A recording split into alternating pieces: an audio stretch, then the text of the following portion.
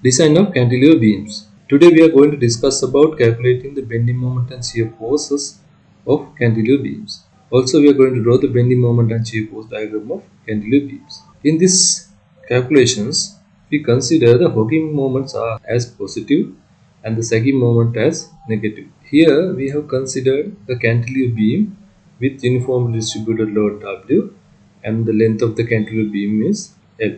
So we are going to find the maximum bending moment, shear forces, and we are going to draw the bending moment and shear forces diagram. So in this case, we have considered a small portion of this beam just to find the maximum bending moments and the shear forces in the sections. Here we have considered a distance from this end as x.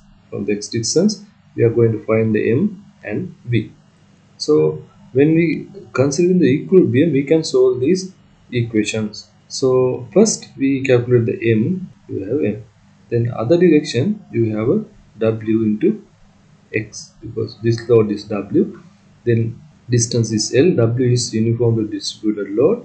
This is say kilonewton per meter. So we have to multiply it by x to get the total load. Then m is equal w into x multiplied by the centroid of this load will be x by 2. Moment will be w x squared by 2.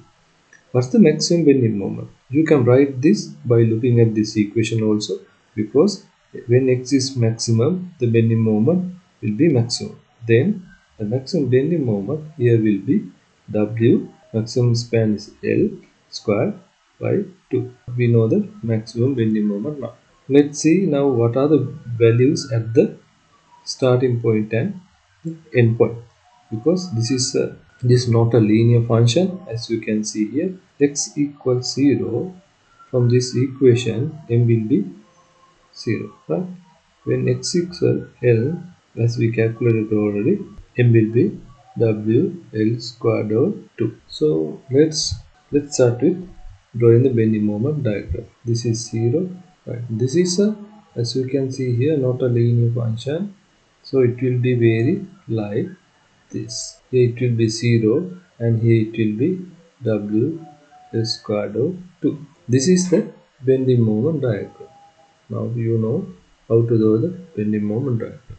Now let's calculate the shear force. The same theory can be used. We can consider the equilibrium of this segment. Okay. Now when you consider the vertical equilibrium, upward direction you have a V, right? You have a V. Downward direction you have a W, that is per kilonewton per meter length. So you have to multiply by the length, that is W into X.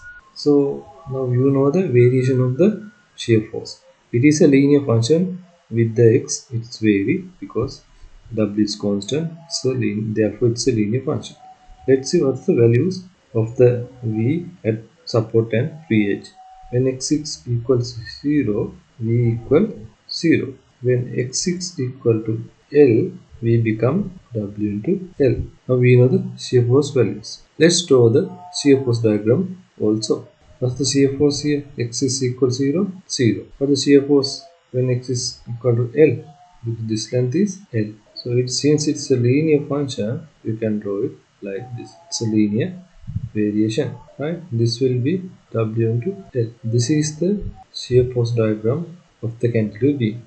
Now you know shear force diagram and the bending moment diagram drawing procedure. I just want to tell you about the hooking and sagging.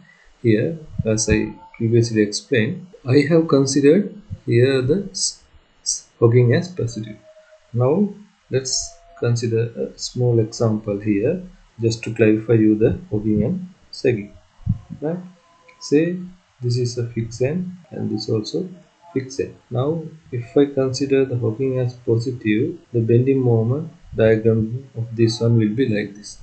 Just forget the method of drawing the bending moment, but say the bending moment will be like this. We have when you consider this one, you have a tension here, and here you have a tension at the bottom. In the beam section, you have a tension here at the top, and here you have tension at the bottom. Now, since we have considered hooking positive, this bending moment will be hooking bending. This one will be sagging because this is a sagging bending moment, and this is due to the sagging effect. This is a hogging effect because there's a support. So if you consider hogging as positive, right? We have considered hogging as positive. Bending moment will be like this. Then sagging bending moment will be negative, right? This is zero line.